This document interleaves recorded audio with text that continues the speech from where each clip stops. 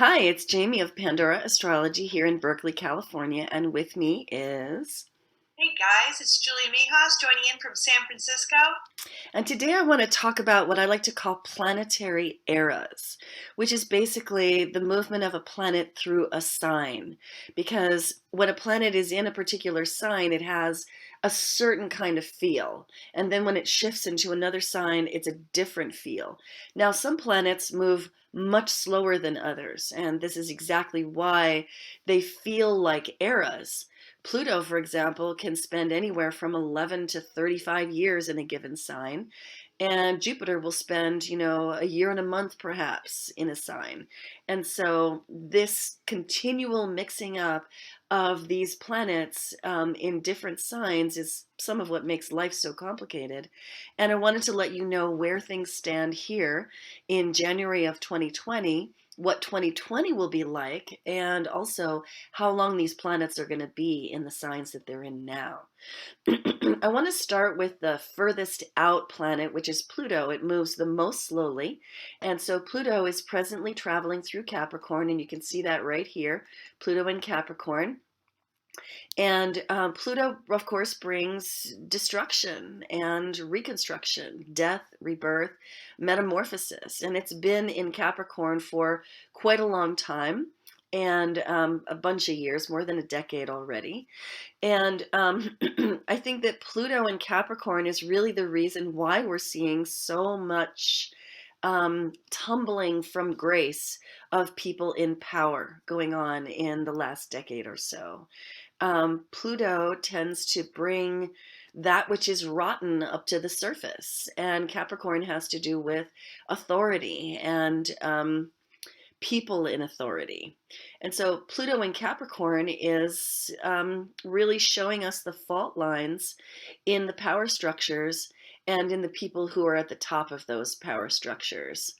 Pluto's going to continue to be in Capricorn until 2023, when it's going to start to flirt with the next sign, Aquarius, but it doesn't really move into Aquarius until 2024. Julia, do you have thoughts about Pluto in Capricorn? Pluto and Capricorn. You know, Pluto is also one, good shorthand for Pluto is that it's the planet of transformation. So the transformation of authority, and also Capricorn can have a lot to do with social structures as well, like governmental institutions, for example, and kind of like this purging too. A purging of authority that is maybe stagnant or is kind of tainted in some way to make new life for something a lot more authentic and better for all of us. Yeah, it could be stuff that's downright poisonous. And when you talk about Capricorn that way, it reminds me of how Capricorn is hierarchy. Mm, And so any place where there are hierarchies, so, the Catholic Church, mm, purge, big time, right? right. Governments all around the world, the military, business. So all of these are places where hierarchy happens in a really big way, and Pluto's passage through Capricorn can just kind of, you know, find the places where there's weakness and things fall apart. Yeah. So the next planet I want to talk about is the next one closer to the sun, which is Neptune. Neptune is also super slow moving. Its movements are much more regular than Pluto. It spends 14 years in a given sign, and as you can see from its position here in 16 degrees of Pisces, it's about halfway through that sign. And Neptune loves to be in Pisces. This is the sign that Neptune rules. And this is a planet and a sign that very much have to do with dreams, fantasies, imaginings, spiritual life, but also delusions, illusions, and states of confusion. So Neptune's passage through Pisces has brought us. What was that, Julia, that you always like to quote? Is it Stephen Forrest who says, Yeah. "Yeah, Netflix binging." Yeah, the escapism of it all because it's so strong. But Yeah. Stephen Forrest was talking about how the advent of Neptune and Pisces corresponds with more streaming Mm. television. Where people are just watching more and more. Mm-hmm. Yes. And Neptune rules film, so that's really appropriate. So, I mean, I think that a passage of Neptune through Pisces can do a lot to sort of amp up the collective imagination, and that can be a good thing or a bad thing. It's kind of neutral in and of itself. You know what this is reminding me of? Actually, this is reminding me of a part of the Narnia series of books by C.S. Lewis, The Chronicles of Narnia. There's a book, and I think it's The Voyage of the Dawn Treader, in which the heroes of that book are traveling on a sea journey, and they encounter a man who's swimming in the ocean and who looks really freaked out, and they take him on board, and he says, "I've just come from the island where dreams come true." And they're like, "Hey, that's awesome. Let's go there." And then he says, "No, you don't understand. This is the island where dreams come true." And they all realize, like, oh, holy cow, I've had some amazing nightmares in my life. I better row in the opposite direction as fast as possible. And Neptune is that way, right? Any Yeah. of your dreams can come about. So, you know what they say, be careful what you wish for, especially when Neptune is in Pisces. Julia, you want to add anything, or should we move on to Uranus? Yeah, I think that there's been a major also resurgence in mystical interest while Neptune has been in Pisces. Hmm. The New York Times and the Atlantic have both published articles about millennials' interest in astrology and tarot. Hmm. So I think that's an interesting correlation. Yeah. And since Pisces is also such an aesthetic and artistic sign as well, I think that there's also been more sort of hyper real aesthetics lately. Like, Hmm. I mean, I've just seen people with those bright colored hair, those like bright red, bright blue, and all the contouring on Instagram and YouTube. And there's Oh, just been yeah. this kind of interest in this sort of fantasy within aesthetics and design, much more prominent than I've seen before. Not to even mention the developments in virtual reality. Oh, yeah. And video games. Yeah. Oh, my God. They're like Yeah. movies. And that Right. movie and book Ready Player One, which is so good, um, all about life in a virtual universe. So Neptune's going to be in Pisces until 2025. Next planet I want to talk about is Uranus, which has only recently moved into its new sign of Taurus in the last year or so. It usually spends about 7 years per sign. And Uranus is, of course, the rebel and revolutionary, the social changer and activist, the experimenter and scientist, the progressive and innovator and futurist. And Uranus is traveling through Taurus, which is the sign to do with money and finance. And so we're seeing like the rise of cryptocurrencies. We're seeing financial disruption going on. We're seeing, some instability happening in that realm as Uranus brings changes, after which the landscape may look so different that the old ways that we used to think about money may not even seem relevant anymore. Yeah. No, that makes a lot of sense. Like a financial and agricultural revolution. I mean, Yeah. I've been noticing just the rise in, and Uranus is a very abstract planet, so almost abstracted finances. Like there are Yes. more and more cryptocurrencies, like Apple Pay and Google Pay. I've Mm. started seeing, and other types of things of that nature. I think we're going to get a lot more because we're right at the beginning of the transit. Yeah, virtual money, The meatless burger. electronic money, all that stuff. Because Uranus rules everything electric and electrified, including the internet itself. Yeah, there's also this. I've seen a lot lately on the what's it called, the Wonder Burger, the Impossible Burger. Right. A burger Yes. that's completely made of something, completely lab made food. Right. You were talking about that when we were talking about Uranus and Taurus months ago, and now Mm. I'm seeing more focus on food created in a lab. Again, Uranus is kind of abstract. And getting sciency with that stuff too. I would say that Uranus in Taurus is a fairly uncomfortable position for it because Taurus is so physical and Yeah, wants that tangibility, but Uranus can just abstract it all away. yeah, So we should all be really careful about our fad diets during this time. Another thing that's worth mentioning, I think, is that Uranus's cycle is a total of about 84 or so years. And the last time Uranus was in Taurus was that during the Great Depression, I do believe. Yeah, so that's something to think of when you consider moving all of your money into cryptocurrency. Uranus is going to be in Taurus until 2025. Let's look at Chiron. Chiron is the wounded healer. It's a planet that not a whole lot of people know about, even in the realm of astrology, but it's really fascinating. It's a planetoid that was probably captured by the gravitational pull of the sun, and maybe shifted from being a comet to being a part of our solar system. And I've heard it said, and I don't think that I could point to my source about this, but I have heard it said that some of um, the composition of the actual planetoid Chiron has materials that don't appear anywhere else in our solar system, which really kind of suggests that it's an emissary from the greater universe. So, but Chiron's theme is the wounded healer, and it's all about bringing up old wounds to the surface so that healing can happen. And Chiron's in Aries right now. Now, the thing about Chiron is that, like Pluto, it has this wildly elliptical orbit, and that means that it spends more time in some signs at one end of its orbit and less time in others at the other end.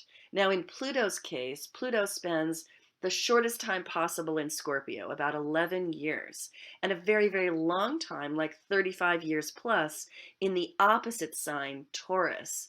And the way I always think about it is, yeah, Pluto wants to destroy everything, and he could do that job much more effectively in his own sign of Scorpio. Whereas when he's in Taurus, he has to slog through it and through an awful lot of attachment, and that's why it takes 35 years. For Chiron, I don't know that I have an equivalent analogy, but but I can tell you that Chiron moves at its slowest and spends the most time in the signs of Aries and Pisces, and moves the fastest through Virgo and Libra. So it's going to spend about a total of 7 years in Aries. Aries is the sign of the warrior, the pioneer, the athlete, the driven, forceful, willful side of us. So while Chiron is in Aries, first of all, a lot of the people who have Chiron returns, who have Chiron in Aries, are going to have their Chiron returns. And so they're going to be facing their core wounding. That happens the year that you turn 50. But a lot of that core wounding is going to have to do with themes of anger, of assertion, of do I know who I am and where I'm going? And am I going to go there? Do I have willpower? Am I a strong, self-directed person?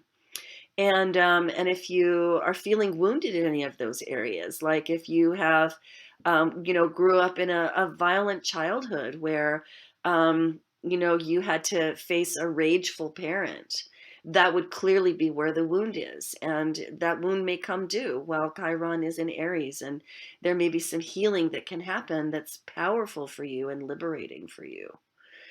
Um, Chiron's going to be in Aries until 2026, and that year it's going to start cycling into Taurus. Julia, what are your thoughts about Chiron in Aries? Well, I think of it of wounding around our masculine side, and I'm speaking Mm, about us all as having a masculine side, whether you identify as male, female, or otherwise. So that's your ability to assert yourself, to be athletic, to confront others, to be competitive, and something that I've seen kind of correlate through with Chiron's transit in Aries is a lot of dialogue around bully culture. mm, Talking about bullying on social media, bullying in schools. Instagram is removing the likes, or I think they've already removed the likes, because they find that it kind of creates more competition and bullying within school mm, systems. So ah, yeah, I do think there's some correlation there. mm. Yeah, I'm so glad you brought that up. I like to think of Chiron and Aries as the wounded warrior. And you could think of it as like there's the hero, the guy with the white hat who rides into town and rescues the townspeople and enables the town to go on and raise children in safety. And then there's the warrior, who is the grizzled old, perpetually war prepared, in defense mode, DEFCON red all the time, and just waiting for the next battle, and hardened in that way. And I think Chiron and Aries is going to help us navigate through some of that stuff and find our way to being more heroic and less warlike. Okay, so the next thing I want to do as we move inward towards the sun is Saturn. Saturn usually spends about 2.5 years in a sign, and as it goes along, it will travel forward about 20 or so degrees. It'll back up for about 7 degrees, and then it'll travel forward again another 20 degrees into a new patch of the sign where it will again back up by about 7 degrees. So it spends a couple of months retrograde every year, traveling a length of about 7 degrees of a sign as it does so. So it'll usually do that twice inside a given sign, and then there will be a part of it where it's transitioning into the next sign. So Saturn is going to begin to flirt with the next sign in March of 2020, and by December of 2020, it will have moved into Aquarius.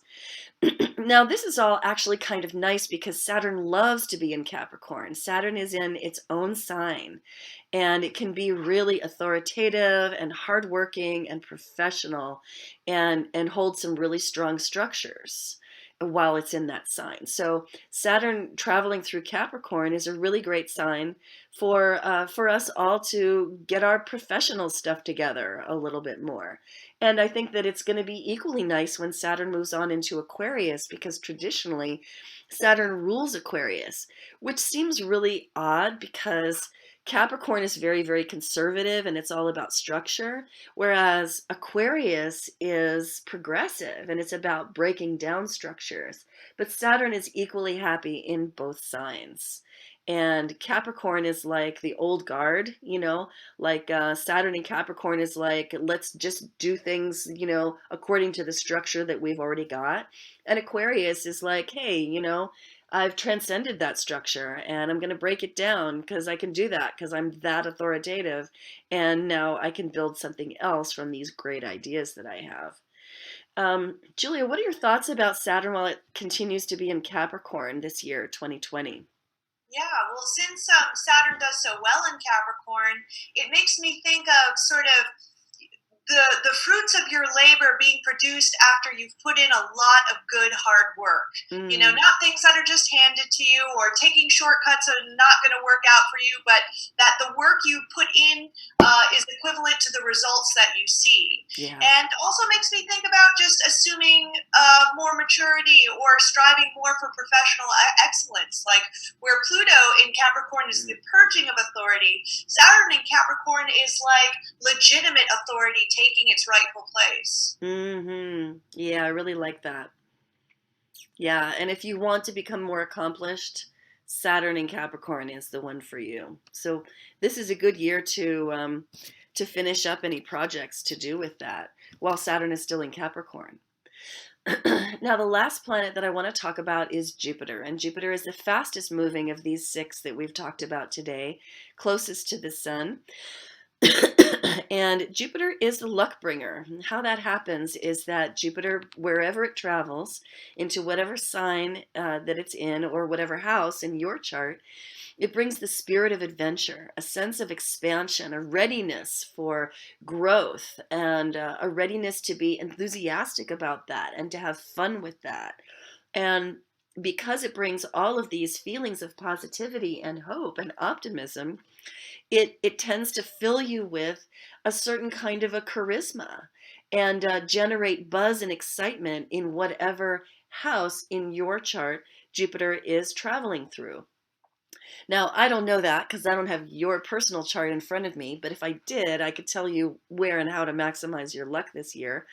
But what I can say is with Jupiter in Capricorn, I think that we're all going to have some career luck.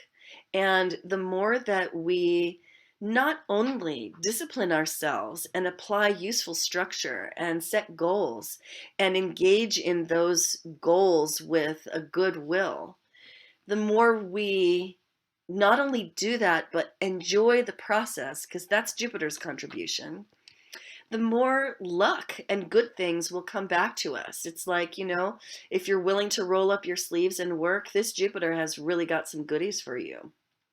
Julia, what do you think about this one? Well, Jupiter in Capricorn always reminds me of the saying, you've got to make your own luck. Because, for Jupiter is so spontaneous and easygoing generally, and that's not what Capricorn is about at all. That's No. why the are kind of traditionally considered a bad fit for one another. Mm. But I think that the way to work with Jupiter and Capricorn is to understand that putting in hard work and being practical about things is what's going to invite good fortune into your life. Mm. That's so smart. Yeah, I love that.